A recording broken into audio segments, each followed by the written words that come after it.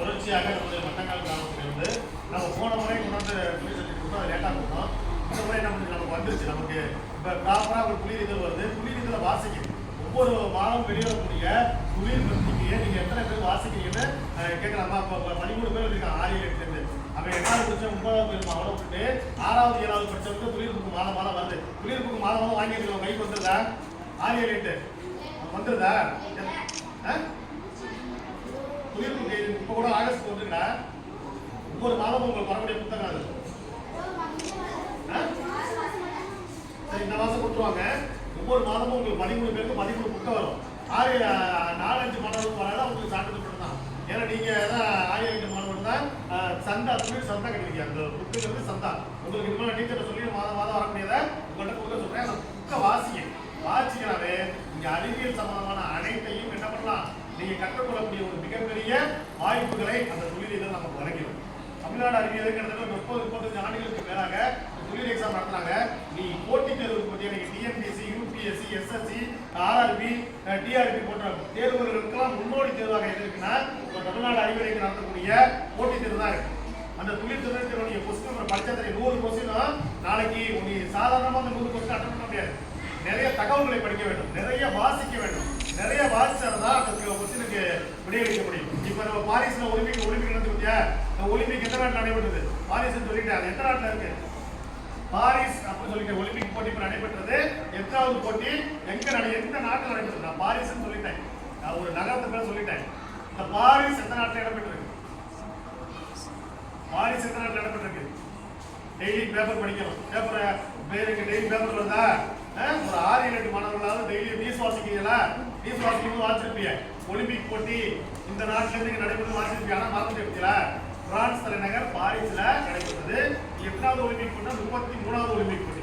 இது போன்ற வினாக்கள் தான் எதிர்கால போட்டிகளை கேட்பாங்க. அந்த கேள்வியை தான் நம்மளுடைய தமிழ்நாடு அறிவியல் இயக்கம் ஒரு துணிர் எக்ஸாமா கேட்குது.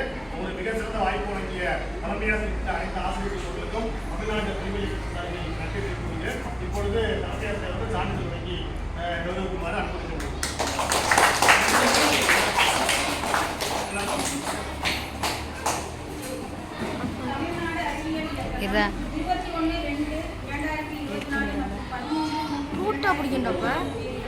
மாநில அரசில் நடத்திய 4 முதல் 8 வகுப்புகளுக்கு துணை திறனறிக்கை நடத்தப்பட்டது.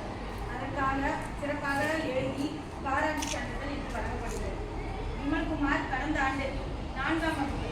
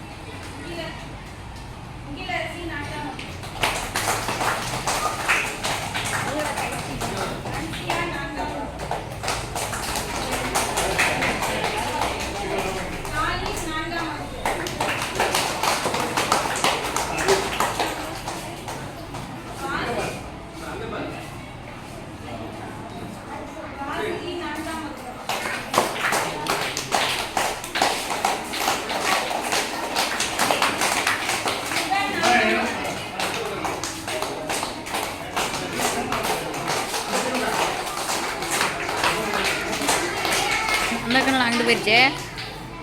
நான் தான் மட்டும் பிடிக்கணும். இங்கே பாருங்கத்தா.